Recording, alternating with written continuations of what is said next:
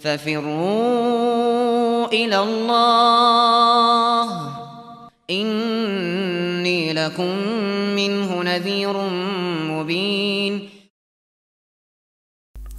Baik.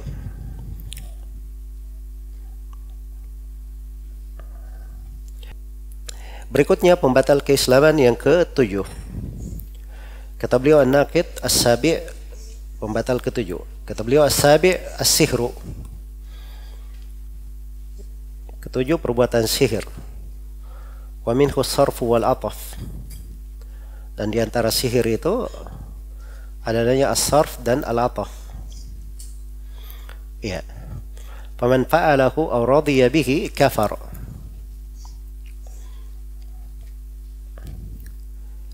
Siapa yang mengerjakan atau meridai perbuatan sihir tersebut, kafar, dia telah kafir. Wad dalilu qauluhu ta'ala, dalilnya adalah firman Allah Ta'ala, wa ma yu'allimani min ahadin hatta yaqula innama nahnu fitnatun fala takfur. Dalilnya adalah firman Allah Ta'ala, wa ma yu'allimani, dan tidaklah keduanya. Iya.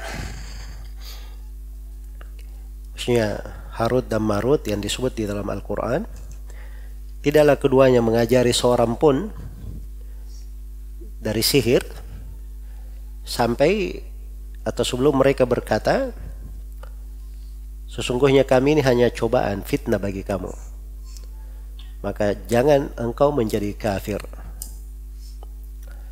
Ya, ini penegasan ya bahwa orang yang mau pelajari sihir itu artinya dia kafir dahulu, baru dia apa?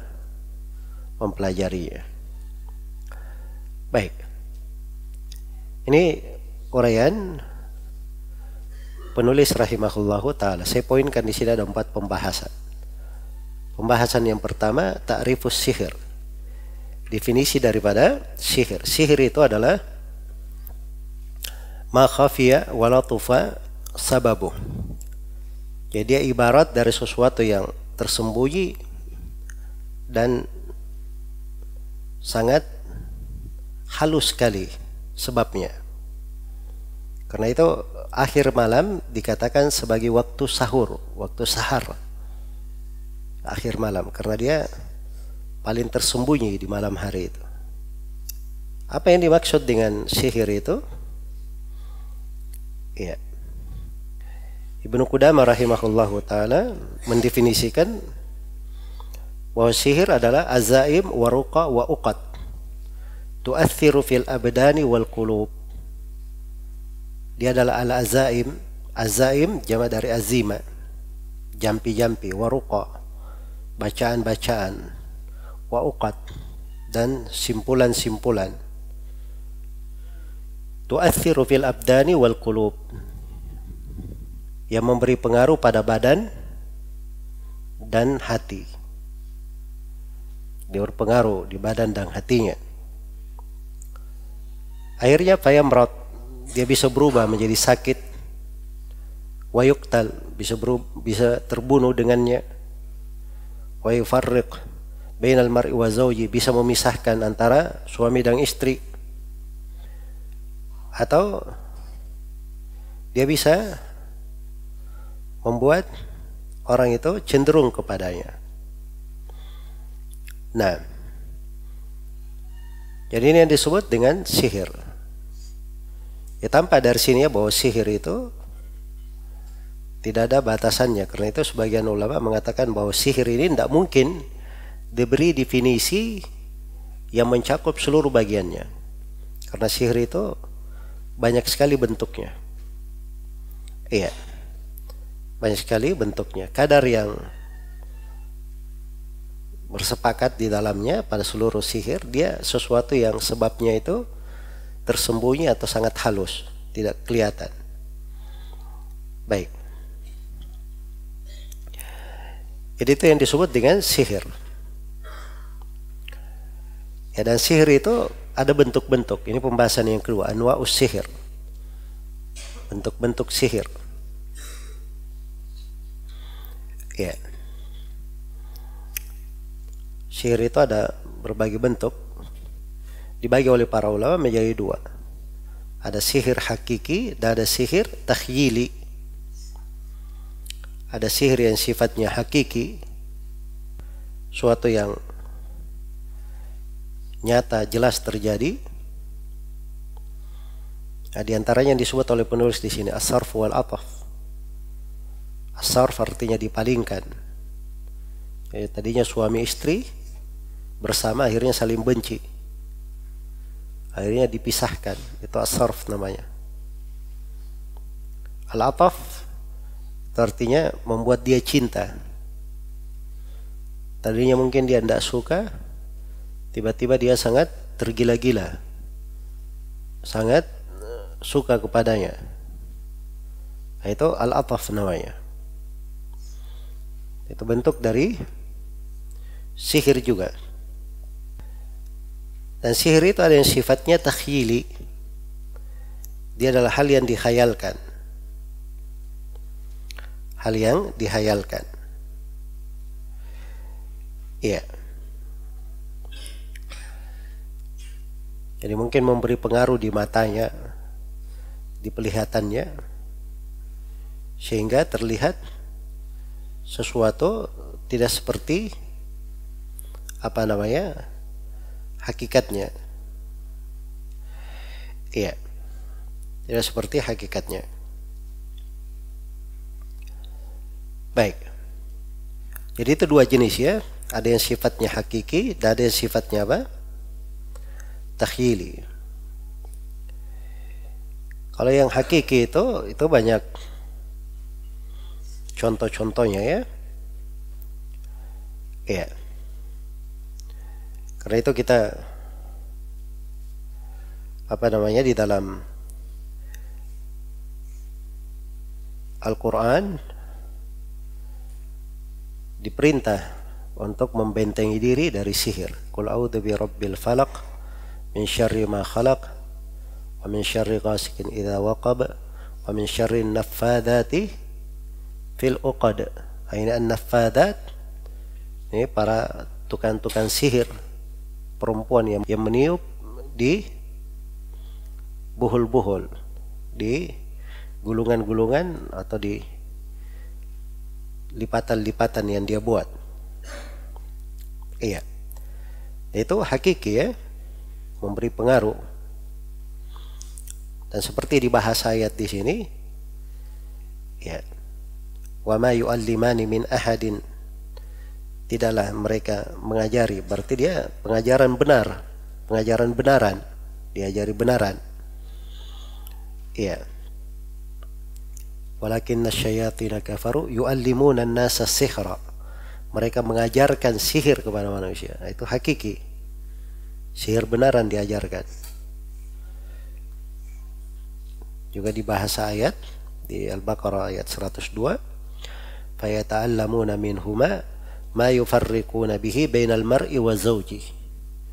Maka keduanya mempelajari, atau mereka mempelajari dari Harut dan Marut bagaimana memisahkan antara suami dan istri. Ini bentuk dari sihir hakiki. Jelas ya? Dan Nabi kita Nabi Muhammad SAW itu dari hikmah Allah, beliau pernah disihir. Iya. Kalau bahasa kita di Indonesia ini diguna-gunai oleh seorang Yahudi yang bernama Labid ibn al-A'sam. Iya. Di mana Nabi SAW dikhayalkan bahwa beliau melakukan sesuatu, padahal beliau apa? Tidak melakukannya. Jelas ya? Maka datanglah dua malaikat, kemudian salah seorang di antara keduanya, ada yang di kepala dan di kaki. Ada yang berkata kepada temannya, ma waja'ur rajul, apa sakitnya orang ini? Kalian berkata matbub, dia kena sihir. Matbub itu artinya dia sakit. Itu bahasanya orang Arab ya, dari kata tib sebenarnya. Tib itu pengobatan. Tapi kalau mereka katakan matbub, yang diobati artinya dia sakit. Ya. dia diharapkan sembuh dengan pengobatan. Nah, itu pembahasan mereka berharap supaya orang yang sakit ini sembuh. Jelas ya? Baik. Jadi matbub. Lalu di kelanjutan haditsnya panjang ya, diterangkan siapa yang melakukannya, maka disebut dia Labid bin al-Asam. Apa yang dia buat? Maka ternyata diambil dari rambut Nabi sallallahu alaihi wasallam, dimasukkan, dibuat sama dia dari buhul-buhul, kemudian ditanam di dalam sebuah sumur. Ya. Dan sumur ini dilemparkan padanya kotoran-kotoran dan sebagainya. Nah, ketika Nabi perintah kepada para sahabat untuk mengambilnya, itu terlihat airnya kayak merah darah. Pohon-pohonnya itu kayak kepala setan di bawah. Begitu dikeluarkan, kemudian dibakar, lalu turunlah kepada Nabi sallallahu alaihi wasallam 3 kul. Iya. Nah, itu akhirnya menjadi syariat untuk siapa yang ingin dijaga dari apa?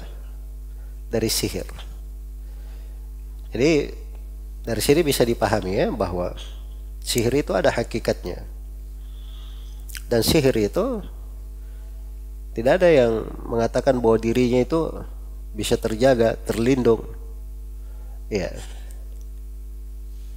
Dan itu Allah takdirkan terjadi pada nabinya, menimpa nabinya, supaya menjadi contoh bahwa untuk menangkalnya itu dengan membaca 3 qul. Karena itu disyariatkan membacanya selepas sholat 5 waktu, dzikir pagi dan sore. Ya, dibaca ketika akan tidur. Itu semuanya dari benteng-benteng yang menjaga seorang muslim dari gangguan sihir. Ya, kalau dia amalkan itu, dia baca, dia tidak perlu khawatir, tidak perlu ragu, ya, tidak perlu ada ketakutan tentang hal tersebut. Jelas ya? Sihir jenis yang kedua namanya takhyili, hanya dihayalkan. Ya, jelas ya? Seperti kisah para penyihir Fir'aun itu.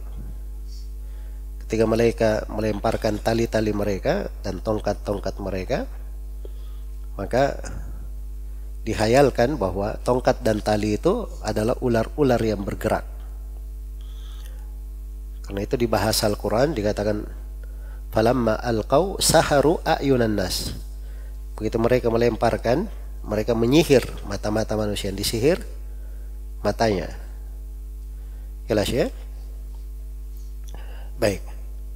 Di ayat yang lain tentang Nabi Musa alaihissalam dikatakan fa idza hibaluhum wa isiyuhum yukhayyalu ilaihi min sihrihim annaha tas'a.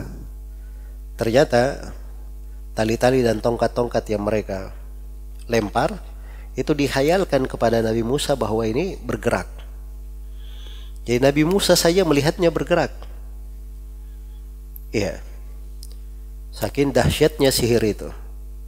Karena itu dibahasakan di Al-A'raf itu tadi, waja'u bisihrin azim. Mereka datang dengan sihir yang sangat dahsyat, yang sangat besar. Jelas ya? Baik. Tapi sihir itu selalu ada batasannya. Tidak mungkin sihir itu dia menghidupkan orang mati, tidak mungkin. Tidak mungkin sihir itu merubah benaran, tali berubah betulan menjadi apa? Menjadi ular, itu tidak mungkin. Tidak mungkin sihir itu dia membelah lautan. Jelas ya? Karena itu Nabi Musa alaihissalam diberi oleh Allah subhanahu wa ta'ala mukjizat-mukjizat yang menghabiskan seluruh sihir di masa Fir'aun. Karena di masa itu mereka bangga dengan sihir di masa itu. Dan seorang nabi itu diutus ke tengah kaumnya, diberi mukjizat apa yang biasa tersebar di tengah kaum itu. Jelas ya? Di masa Nabi Isa itu mereka bangga dengan pengobatan, penyembuhan. Maka mukjizat Nabi Isa, dia menyembuhkan orang sakit, orang yang buta, orang yang berpenyakit, kan begitu. Hal yang tidak bisa disembuhkan oleh orang lain dengan pengobatan mereka. diberi mukjizat. Sama di masa Nabi kita Nabi Muhammad SAW, orang Arab sangat berbangga dengan bahasa mereka, kefasihan mereka. Turun kepada mereka Al-Quran, satu ayat saja tidak bisa dia datangkan semisal dengannya. Iya. Baik. Jadi sihir itu tidak mungkin bisa merubah benaran, ada batasannya. Ya, ada batasannya. Baik. Karena itu ketika Nabi Musa alaihi salam melempar tongkatnya dan berubah menjadi ular benaran, para tukang sihir langsung masuk Islam. Karena tukang sihir ini tahu, ya, sihir itu apa. Jadi ketika dia melihat tongkat ini berubah menjadi ular benaran, ini tanda kebesaran Allah Subhanahu wa Ta'ala. Jelas ya? Baik. Iya. Jadi sihir itu ada dua jenis, ada hakiki dan ada apa? Ada takhyili. Jadi ini terkait dengan bentuk-bentuknya. Kemudian yang ketiga, as-sihru alladhi yanqudul Islam. Sihir yang membatalkan keislaman. Ya. Apa sihir yang membatalkan keislaman? Sihir itu pada segala bentuknya itu dikatakan pembatal keislaman menurut pendapat mayoritas ulama. Ya. Menurut pendapat mayoritas ulama. Karena dalil-dalil di dalam Al-Quran tentang hal tersebut tegas ya, di berbagai tempat. Ya.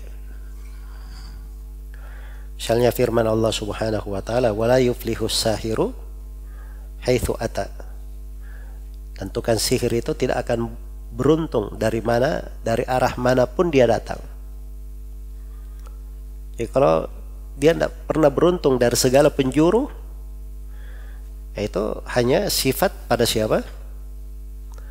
Pada orang kafir saja yang seperti itu. Ya. Ayat yang paling pokok tentang hal ini adalah ayat yang ke-102 dari surah Al-Baqarah. Dan di dalamnya terdapat beberapa penegasan tentang kafirnya sihir itu.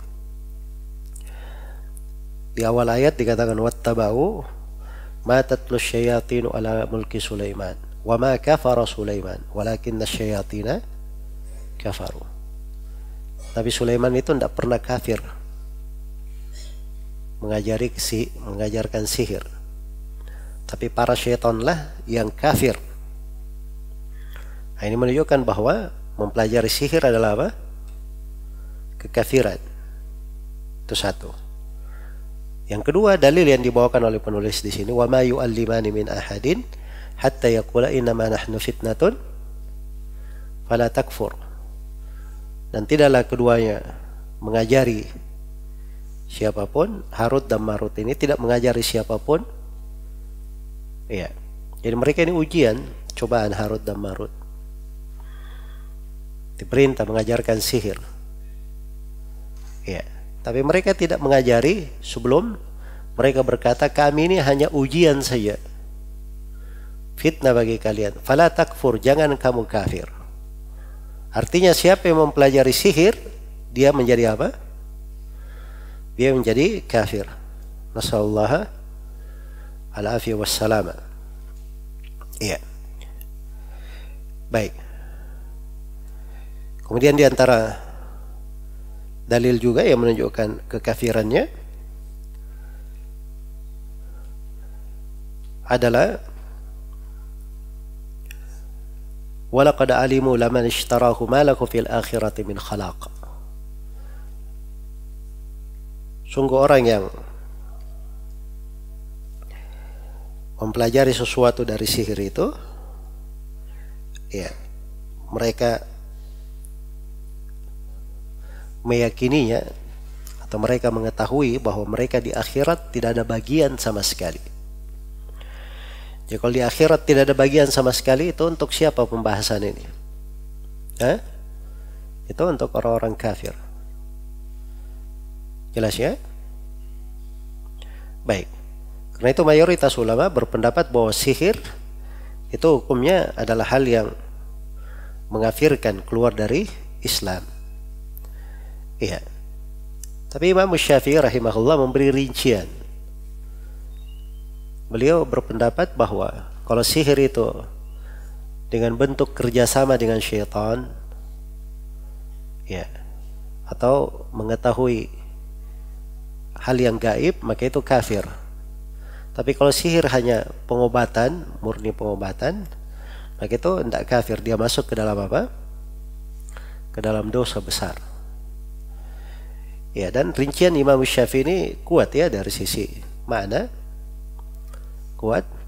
Cuman apa yang dipegang oleh jumhurul ulama itu lebih layak untuk dipegang. Lebih layak untuk dipegang. Karena itu pintu sihir jangan dibuka. Dia adalah pintu yang berbahaya. Kalau misalnya ada orang yang menyihir orang dengan dalih, oh ini saya nggak pakai mantra, tidak pakai bacaan-bacaan, saya cuma kasih obat supaya dia ikut dan tunduk ke saya. Ya. Akhirnya dia bisa beralasan dengan hal tersebut. Dia bisa tutupi. Nah ini membuka pintu apa? Pintu kejelekan. Jelas ya? Karena itu telah kita bahas ya di kitab Tauhid. Segala pintu yang bisa mengantar kepada kesyirikan, segala pintu yang bisa mengantar kepada kekafiran itu harus ditutup. Jangan dibuka pintu-pintu yang seperti itu.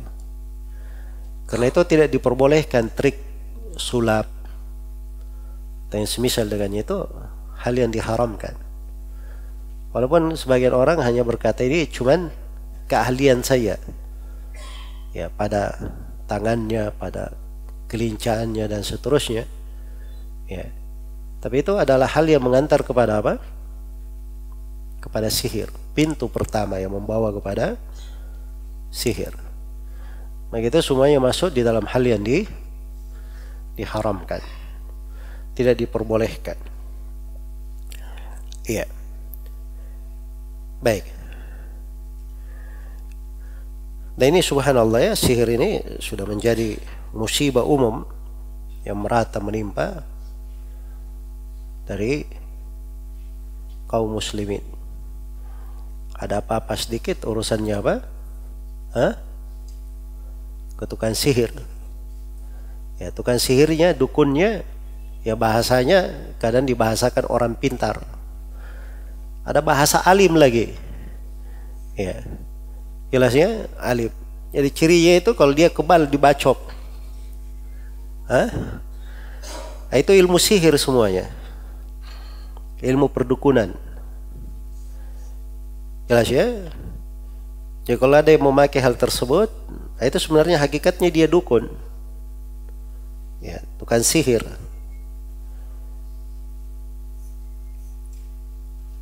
Ingin lebih bagus daripada Nabi SAW, Nabi saya terluka di perang Uhud. Tidak ada ceritanya itu para sahabat ketika berperang itu musuhnya baru dekat sudah terpental. Tapi mereka berperang hakikat. Itu yang berjalan di tengah generasi terbaik di tengah umat ini. Tapi sekarang ini belakangan orang itu kalau ingin menarik simpati orang lain, percaya orang lain, dia harus punya modal. Nah, modalnya seperti itu. Jadi dikatakan datanglah syaitan membisikkan sihirnya dengan bahasa apa? Bahasa karomah. Nah, ini karomahnya para wali. Naudzubillah. Jelas ya, padahal itu adalah sihir. Dan sihir semuanya adalah keburukan, kekafiran. Tidak ada istilah sihir hitam, sihir putih. Sebagaimana yang dimasukkan oleh orang-orang kafir. Dan musibah menjadi semakin merata ketika umat ini dijajah oleh perfilman yang berasal dari orang-orang kafir yang banyak mengandung apa? Sihir di dalamnya. Jelas ya? Dan dimaklumi memang sebagian wilayah itu dikenal dengan sihir. Tersebar di negeri itu sihir. Dan juga dari ayat-ayat surah Al-Baqarah yang kita akan terangkan nanti, tertampak bahwa sihir itu bisa dipelajari. Bisa dipelajari. Jelas ya? Baik. Akhirnya masuk di dalam kaum muslimin bahwa sihir itu perkara yang biasa. Perkara yang lumrah. Ya. Dan ini semuanya adalah pintu yang berbahaya di tengah umat ini. Sebab sihir ini adalah pembatal dari pembatal-pembatal apa? Keislaman. Subhanallah. Pembatal keislaman dicampur adukkan seakan-akan perkara biasa. Bahkan dicarikan ciri kesalehan, ciri karama seorang ulama katanya. Ya. Padahal itu adalah sihir. Dan ini bukan masalah biasa ya yang seperti ini. Ini termasuk perkara yang harus diperbaiki dan harus berhati-hati ya di dalamnya. Sama anak-anak kecil, dari kecil sudah dilatih dengan diberi dari mainan-mainan game yang terdapat di dalamnya bentuk dari apa? Bentuk dari sihir. Dan itu adalah hal yang diharamkan, tidak diperbolehkan. Baik. Kemudian terakhir tafsiru ayat Al-Baqarah. Tafsir ayat Al-Baqarah yang dibawakan oleh penulis. Ayat 102 ini panjang ya, diambil potongannya saja oleh penulis. Wa ma yu'allimani min ahadin hatta yaqula innama nahnu fitnatun fala takfur. Iya. Dan tidaklah keduanya itu Harut dan Marut. Ya. Mereka dua malaikat yang memang diturunkan oleh Allah sebagai ujian dan cobaan. Sebagai ujian dan cobaan. Dan tidaklah keduanya mengajari. Nah, ini menunjukkan bahwa sihir bisa diajarkan. Bisa diajarkan. Baik. Dan sudah berlalu ya beberapa pembahasan di kitab Tauhid tentang hal ini. Hatta yaqula innama nahnu fitnah. Sampai keduanya berkata kami ini hanya fitnah, ujian. Iya. Jadi subhanallah ini betul-betul ya jadi ujian di tengah umat. Karena itu seorang yang kenal tauhid, dia peka dalam hal yang seperti ini. Tidak ada orang yang kenal tauhid itu bagus dalam mengenal tauhid, kemudian dia bergampangan di dalam hal-hal yang bersifat sihir. Iya, mendatangi orang pintar dan sebagainya. Orang yang kenal tauhid itu dia berwaspada dari hal yang seperti ini. Karena ini fitnah. Fala takfur, maka jangan kamu menjadi kafir. Yang menunjukkan bahwa ini perbuatan bisa mengantar kepada apa? Kepada kekafiran. Waliyadzubillah. Ya wallahu ta'ala alam. Baik.